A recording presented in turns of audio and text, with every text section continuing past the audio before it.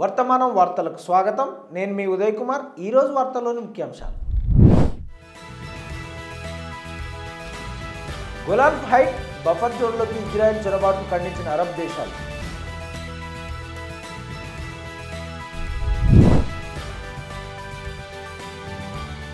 అమెరికాలో పుట్టుకతో లభించే పౌరసత్వ హక్కును రద్దు చేస్తానన్న ట్రంప్.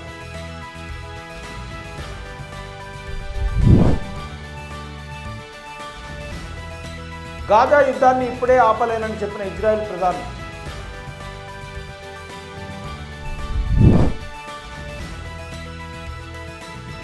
సిరియా నుంచి 75 మంది భారతీయులను సురక్షితంగా తరలించిన భారత్.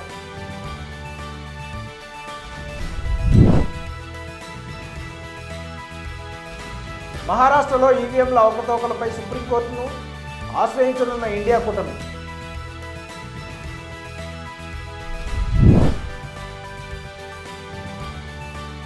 హైదరాబాద్లో మహిళా 2 కుమార్తెలు 17 రోజుల పాటు డిజిటల్ అరెస్ట్.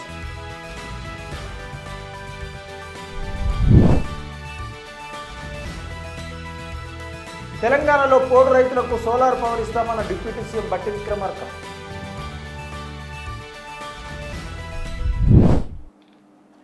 సిరియాలో అసద్ పాలన పతనం తర్వాత గోలాన్ హైట్స్లోని సైనిక రహిత బఫర్ జోన్ను ఇజ్రాయెల్ స్వాధీనం చేసుకోవడాన్ని అరబ్ దేశాలు తీవ్రంగా ఖండిస్తూ ప్రకటనలు విడుదల చేశాయి. ఈజిప్టు విదేశాంగ మంత్రిత్వ శాఖ ఈ చర్యను సిరియన్ భూభాగాన్ని ఆక్రమించడం, 1974 డిసెంగేజ్మెంట్ ఒప్పందాన్ని తీవ్రంగా ఉల్లంఘించడంగా అభివర్ణించింది. ఈ మేరకు యుఎన్ భద్రతా మండలి ప్రపంచ శక్తులు తమ బాధ్యతలను స్వీకరించాలని, సిరియాపై ఇజ్రాయెల్ దాడికి వ్యతిరేకంగా కఠిన నిర్ణయం తీసుకోవాలని పిలుపునిచ్చింది. ఇజ్రాయెల్ గోలాన్ హైట్స్లోని బఫర్ జోన్ను స్వాధీనం చేసుకోవడం అంతర్జాతీయ చట్టాలను ఉల్లంఘించడమేనని సౌదీ అరేబియా విదేశాంగ మంత్రిత్వ శాఖ పేర్కొంది. ఇజ్రాయేలీ దళాలు సిరియా భూభాగాన్ని ఆక్రమించుకోవడం, సిరియా భద్రత, ప్రాదేశికతను తిరిగి పొందే అవకాశాలను దెబ్బతీయడమేనని సౌదీ స్పష్టం చేసింది. ఇజ్రాయెల్ ఉల్లంఘనలను అంతర్జాతీయ సమాజం ఖండించాల్సిన అవసరం ఉంది.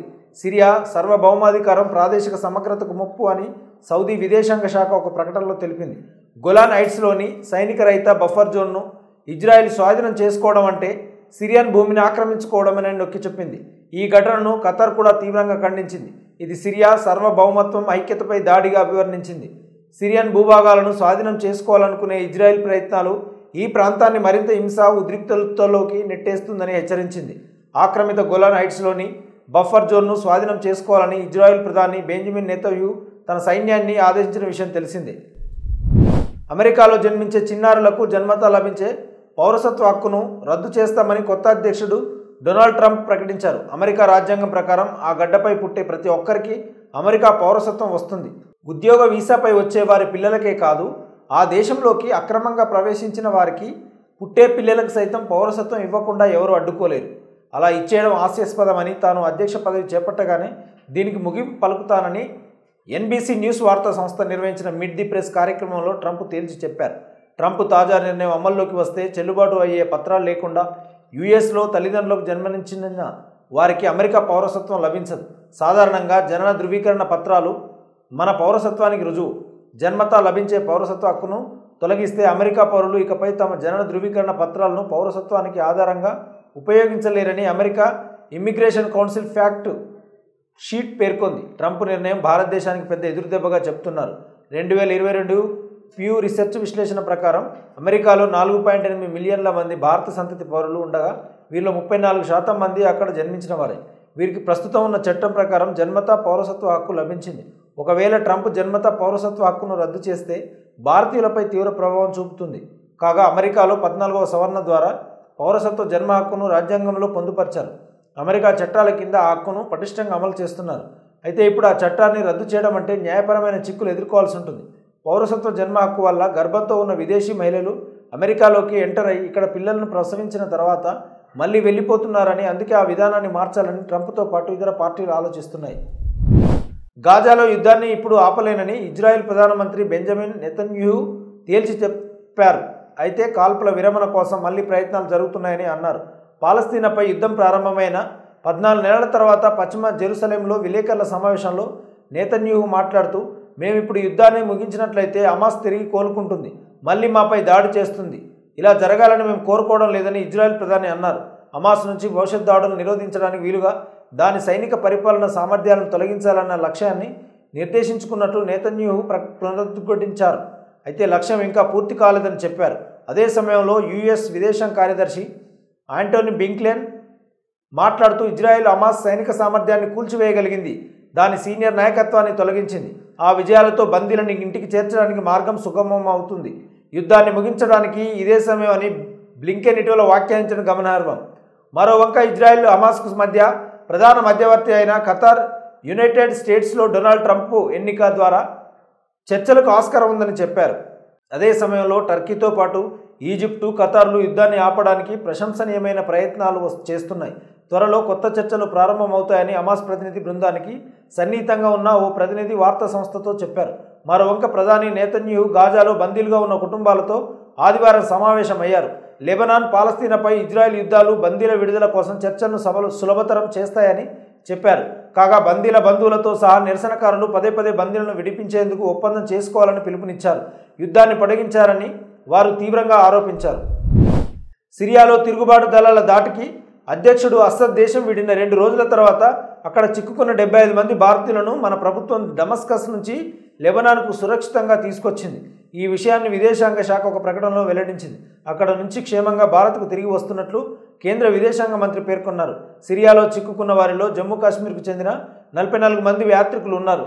సైదా జైనబ్ వద్ద వాళ్ళు ఉన్నట్లు తెలుస్తుంది. కొందరు భారతీయులు సిరియాలోనే ఉండిపోయారు. వాళ్ళు డమస్కస్లో ఉన్న ఎంబసీతో టచ్లో ఉండాలని ప్రభుత్వం ఆదేశాలు ఇచ్చింది. డమస్కస్, బీరూట్లోని భారత రాయబార కార్యాలయాల సమన్వయంతో భద్రతా పరిస్థితిని అంచనా వేసిన తర్వాత ఈ తరలింపు అమల్లోకి వచ్చినట్లు మంత్రిత్వ శాఖ తెలిపింది. సిరియాలో తిరుగుబాటుదారులు ప్రముఖ నగరాలు, పట్టణాలను తర్వాత రాజధాని డమస్కస్ను కూడా స్వాధీనం చేసుకోవడంతో సిరియా ప్రభుత్వం కూలిపోయింది. తిరుగుబాటు group Hayat Tahrir al Sham డమస్కస్ను తన ఆధీనంలోకి తీసుకున్న తర్వాత అసద్ దేశం విడిచి పారిపోయాడు. అసద్ మాస్కోలో ఉన్నారని, అతనికి ఆశ్రయం ఇవ్వనున్నట్లు రష్యా ప్రభుత్వ మీడియా పేర్కొంది. అధికార బదిలీపై తిరుగుబాటుదారులతో చర్చలు జరిపాకే అసద్ సిరియాను వీడారని రష్యా ప్రభుత్వం తెలిపింది. ఇక అసద్ సిరియాను వీడిన వెంటనే నిరక్ష పాలన నుంచి విముక్తి లభించిందని రెబల్స్ సంబరాలు చేసుకున్నారు. ప్రస్తుతం అక్కడ తిరుగుబాటుదారుల నేతృత్వంలో కొత్త ప్రభుత్వ ఏర్పాటుకు సన్నాహాలు జరుగుతున్నాయి. కాగా అసద్ దేశం విడిచి పారిపోయినప్పటి నుంచి దేశ ప్రజలంతా వీధుల్లోకి వచ్చి కేరింతలు కొడుతున్నారు. 50 ఏళ్లుగా కుటుంబ నియంత్రణ పాలన చూశామని, ఇప్పుడు చాలా హాయిగా, సంతోషంగా, స్వేచ్ఛగా బతకవచ్చునని అక్కడ ప్రజలు తెగ సంబరాలు చేసుకుంటున్నారు. సిరియా ఇప్పటి నుంచి కొత్త చరిత్రను సృష్టించబోతుందంటూ ఆనందం వ్యక్తం చేస్తున్నారు. మహారాష్ట్రలో ఇటీవల జరిగిన అసెంబ్లీ ఎన్నికల సందర్భంగా ఎలక్ట్రానిక్ ఓటింగ్ మిషన్లలో అవకతవకలు జరిగాయని ఆరోపిస్తూ ఆమ్ ఆద్మీ పార్టీ ఇండియా కూటమి సుప్రీంకోర్టును ఆశ్రయించాయి. ఎన్సీపీ దిగ్గజ నేత శరద్ పవార్, ఢిల్లీ మాజీ సీఎం ఆప్ అధినేత అరవింద్ కేజ్రీవాల్ మధ్య మంగళవారం జరిగిన భేటీలో ఈ మేరకు నిర్ణయం తీసుకున్నారు. ఈ విషయాన్ని మహారాష్ట్రలోని హడప్సర్ అసెంబ్లీ స్థానం నుంచి పోటీ చేసి ఓడిపోయిన ప్రశాంత్ జగతాప్ వెల్లడించారు. కాగా మహారాష్ట్ర ఎన్నికల్లో మహావికాస్ అఘాడీకి అనూహ్య పరాభవం ఎదురైన విషయం తెలిసిందే. ఎగ్జిట్ పోల్స్ రాష్ట్రంలో ఓరాఓరి పోటీ ఉంటుందని అంచనా వేసింది. అయితే 288 మంది సభ్యుల అసెంబ్లీలో 230 స్థానాలను గెలుచుకొని బీజేపీ నేతృత్వంలోని మహాయుతి కూటమి భారీ మెజార్టీతో తిరిగి అధికారంలోకి వచ్చారు. మరోవంక ఢిల్లీ అసెంబ్లీ ఎన్నికలు సమీపిస్తుండటంతో ఈసారి ముందస్తు ప్రణాళిక అవసరమని భావిస్తున్నట్లు కూటమి వర్గాలు చెబుతున్నాయి. గత 2 అసెంబ్లీ ఎన్నికల్లో ఆప్ పార్టీ గెలిచింది. అయితే ఈసారి ఏకపక్ష విజయం సాధ్యం కాకపోవచ్చునన్న విశ్లేషణలు ఉన్నాయి. అయితే సుప్రీంకోర్టు ఎలక్ట్రానిక్ ఓటింగ్ యంత్రాలను గట్టిగా సమర్థిస్తుంది, సమర్థవంతంగానే పనిచేస్తున్నాయని చెబుతుంది. మీరు ఓడితే సందేహాల, గెలిచినప్పుడు ట్యాంపరింగ్గా జరగలేదా అని విపక్ష పార్టీలను ఇటీవల విచారణ సందర్భంగా సుప్రీంకోర్టు న్యాయమూర్తులు మందలించారు. ఈవీఎంలు గణనీయమైన ప్రయోజనాలు అందిస్తున్నాయని ఈ ఏడాది ప్రారంభంలో విచారణ సందర్భంగా కోర్టు పేర్కొంది. ఈ సమావేశానికి ప్రముఖ న్యాయవాది, కాంగ్రెస్ నేత అభిషేక్ సింఘ్వి హాజరయ్యారు. ఎన్నికల్లో ఓడిపోయిన శరద్ పవార్ పార్టీకి చెందిన నేతలు కూడా ఉన్నారు. ప్రస్తుత స్మార్ట్ యుగంలో డిజిటల్ అరెస్టు అంటూ సామాన్యుల నుంచి సంపన్నుల వరకు లక్ష్యంగా చేసుకుని సైబర్ మోసగాళ్లు రెచ్చిపోతున్నారు. తాజాగా హైదరాబాద్లో ఓ మహిళ తన 2 కుమార్తెలతో పాటు 17 రోజుల పాటు డిజిటల్ అరెస్టుకు బలయ్యారు. 5.5 కోట్లు మోసపోయారు. వివరాల్లోకి వెళ్తే నవంబర్ 13న బషీర్బాగ్ నివాస భారతి భాయ్ అగర్వాల్కు telecom regulatory authority of India TRAI నుండి రాహుల్ కుమార్ పేరిట కాల్ రావడంతో ఇదంతా ప్రారంభమైంది. ఆ మహిళ ఆధార్తో అనుసంధానమై ఉన్న phone number money laundering, drug కేసులలో చిక్కుకొని ఉందని కాలర్ ఆరోపించారు. తర్వాత సౌరవ్ శర్మ, అజయ్ గుప్తా పేరిట నకిలీ సిబిఐ అధికారులుగా ఉన్న 2 వ్యక్తులకు కాల్ బదిలీ అయ్యింది. అదే అదునుగా సైబర్ మోసగాళ్లు భారత్ని, ఆమె కుమార్తెలను స్కైప్ ద్వారా వారితో కనెక్ట్ అవ్వమని ఆదేశించారు. అక్కడ వారి డిజిటల్ అరెస్టు గురించి సమాచారం ఇచ్చారు. వారిని భయపెట్టేందుకు స్కామర్లు చేతికి సంఖ్యలతో ఉన్న వ్యక్తుల దృశ్యాలను ప్రదర్శించారు. సిబిఐ, ఆర్బీఐ వంటి ప్రఖ్యాతి ఏజెన్సీల లోగోలను కలిగి ఉన్న నకిలీ పత్రాలను చూపించారు. డిజిటల్ అరెస్టు సమయంలో మోసగాళ్లు ఆ కుటుంబానికి కఠిన నిబంధనలు విధించారు. 2 కుమార్తెలు పరీక్షల కోసం మాత్రమే ఇంటి నుంచి బయటకు వెళ్లేందుకు అనుమతించారు. తిరిగి వచ్చిన తర్వాత వారు వెంటనే స్కైప్లో మళ్లీ కనెక్ట్ అవ్వాల్సి వచ్చింది. ఆర్థిక లావాదేవీలను ధృవీకరించే నేపంతో కుటుంబం సున్నితమైన బ్యాంకింగ్ వివరాలను మోసగాళ్లతో పంచుకోవాల్సి వచ్చింది. పలుమార్లు లావాదేవీలలో మోసగాళ్ల అకౌంటుకు 5.5 కోట్లను బదిలీ చేశారు. పెద్ద మొత్తంలో బదిలీలపై బ్యాంకు అధికారులు ప్రశ్నించగా సరైన వివరణ ఇవ్వాలని భారతిని ఆదేశించారు. స్కామర్లు అందించిన పత్రాలను ఉపయోగించి డబ్బును తిరిగి పొందేందుకు భారతి డిసెంబర్ 8న సుల్తాన్ బజార్లోని సిబిఐ కార్యాలయాన్ని సందర్శించినప్పుడు మోసం వెలుగులోకి వచ్చింది. ఆ పత్రాలు నకిలీవని అధికారులు నిర్ధారించారు. ఈ విషయం వెల్లడి కాగానే కుటుంబ సభ్యులు తెలంగాణ సైబర్ సెక్యూరిటీ బ్యూరోలో ఫిర్యాదు చేశారు. భారతీయ న్యాయ సంహిత బ్యాంకింగ్ నిబంధనలతో పాటు ఐటీ చట్టం 2008లోని సెక్షన్లు 66D కింద హైదరాబాద్లో జరిగిన డిజిటల్ అరెస్టు కుంభకోణంపై ఎఫ్ఐఆర్ నమోదు చేశారు. అటవీ హక్కుల గుర్తింపు చట్టం కింద భూపట్టాలు పొందిన పోడు రైతులకు సోలార్ విద్యుత్ అందజేస్తామని ఉప ముఖ్యమంత్రి మల్లు భట్టి విక్రమార్క ప్రకటించారు. ప్రతి వ్యవసాయ పంపు సెట్కు విద్యుత్ సరఫరా చేసేందుకు అవసరమైన చర్యలు తీసుకుంటామన్నారు. ప్రజావాణి ప్రారంభించి ఏడాది పూర్తయిన సందర్భంగా డిప్యూటీ సీఎం ఈ ప్రకటన చేశారు. ఈ మేరకు పోడు రైతులకు సోలార్ విద్యుత్ అందించేందుకు ఏర్పాట్లు చేయాలని గిరిజన సంక్షేమ శాఖ అధికారులను డిప్యూటీ సీఎం ఆదేశించారు. మరోవంక ప్రజావాణి కార్యక్రమంపై ఉప ముఖ్యమంత్రి మాట్లాడుతూ పౌరులు తమ అవసరాలు, ఫిర్యాదులను నేరుగా చెప్పుకునేలా ప్రభుత్వం ప్రజావాణి కార్యక్రమాన్ని ఏర్పాటు చేసిందని ఆయన నొక్కి చెప్పారు. ఎలాంటి సవాళ్లు ఎదురైనా ఈ కార్యక్రమాన్ని నిరవధికంగా కొనసాగిస్తామని హామీ ఇచ్చారు. ప్రజావాణిలో పోడు సాగుకు సోలార్ పవర్ కావాలని పెట్టుకున్న దరఖాస్తులకు పరిష్కారం లభించిందని, లబ్ధిదారులు సంతోషాన్ని వ్యక్తం చేయడం ఆనందంగా ఉందన్నారు. ప్రజలకు జవాబుదారీగా ప్రజావాణిలో వచ్చిన ప్రతి దరఖాస్తును కంప్యూటరైజ్డ్ చేసి సంబంధిత అధికారులకు పంపిస్తున్నామని పేర్కొన్నారు. అనంతరం ఫిర్యాదుదారుల సమస్య పరిష్కారం కోసం సంబంధిత అధికారి తీసుకున్న నిర్ణయాలను ప్రజలకు చెప్పేలా పర్యవేక్షణ చేస్తున్నామని వివరించారు. 10 ఏళ్లు అధికారంలో ఉన్న బీఆర్ఎస్ ప్రజల ఆకాంక్షలు నెరవేర్చకపోగా తెలంగాణ ప్రగతిని 70 ఏళ్ల వెనక్కు తీసుకెళ్లిందని విమర్శించారు. ఈ కార్యక్రమంలో రాష్ట్ర ప్రణాళిక సంఘం వైస్ చైర్మన్ చిన్నారెడ్డి, ప్రజావాణి నోడల్ ఆఫీసర్ దివ్య తదితరులు పాల్గొన్నారు.